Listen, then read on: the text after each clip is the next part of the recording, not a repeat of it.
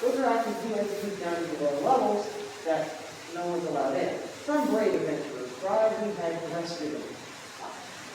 We got stuff. Now, right up here, we have some interesting structures.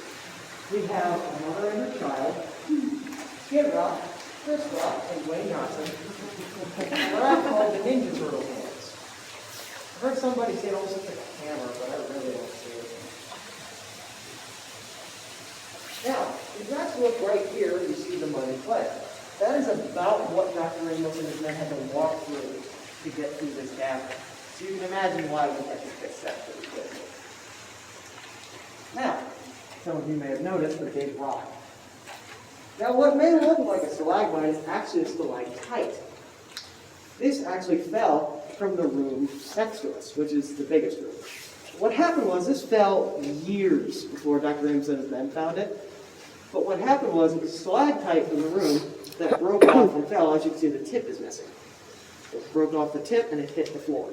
When Dr. Ramos and his men discovered it, they wanted to bring it to the surface to show visitors what the formation would look like. However, trekking through 14 inches of mud and clay with a 1-ton rock does not sound like a fun time. So they gave up and dropped it here. Now, you may wonder why we call it Good Luck Rock, and that's because many famous people have touched it, such as Stephen King, Bing Crosby, and the 2009 Redskins. So you can judge the luck properly.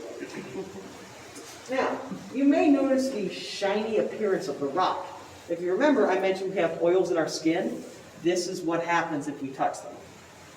It becomes really shiny. Now, if you notice down here, it's not as shiny. That's because that's where people have touched it the most, and that's where they have it. You are allowed to touch the rock, although because of COVID, we aren't really trying to get to do it. But I am turning my back. So, go